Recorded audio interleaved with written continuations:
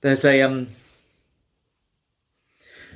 part in the Bible, you know it well, where Jesus is baptized and God the Father is present, and he says, "This is my son.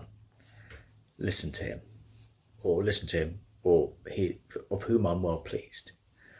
And the Holy Spirit comes down like a dove,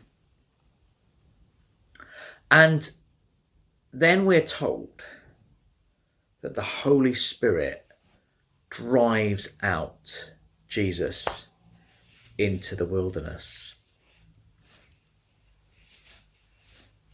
And I think we, in our modern contexts, don't understand what it means to be driven out by the Holy Spirit into the wilderness. So often, we assume that Christianity is about just making our lives better. And actually, in some ways, that's what many of us got sold. When we became Christians, hey, come Christians, your life's going to get better. Actually, the ironic thing is, Jesus never ever claimed that. Jesus said, your life is going to get far more complicated. You're going to carry a cross. It's a narrow gate. It's a narrow path. Some of you are going to die. That's what Jesus promised. And so the Holy Spirit starts by driving Jesus out into the wilderness. And often we haven't allowed ourselves to be driven out into the wilderness. We've just assumed that Christianity is supposed to make our life better. My name's Michael. I'm a pastor in Devonport, in Plymouth. Devonport is a socially deprived area. It's materially poor, but also, and I think crucially for me, it is spiritually poor. The area has low level church attendance, and I mean very low.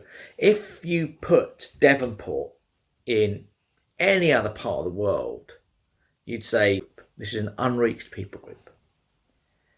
And so,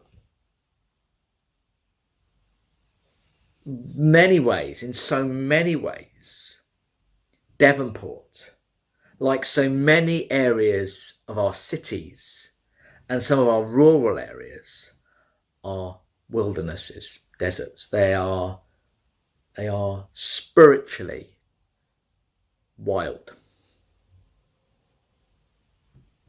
And actually, more often than not, church planting or big church movements happen in the centre. And it's interesting to me that when the Spirit drives Jesus out, he drives him out into the wilderness. I don't think enough Christians have spent enough time in the wilderness. And, we're talking an area of Jesus in the Beatitudes, whichever Beatitudes you read, says, blessed are the poor.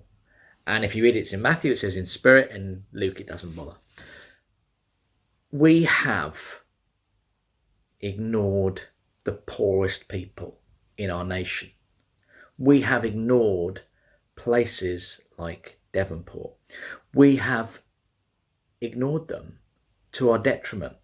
Because genuinely, I believe that if we are going to see the revival of God, which so many people want, so many people pray for and predict, it's going to start not when we move into the centre, but when we are driven out into the margins.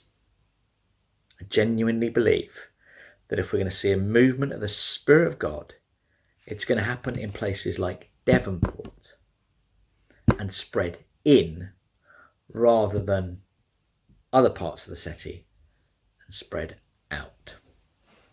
Thanks for listening. Have a great rest of week, whatever you choose to do.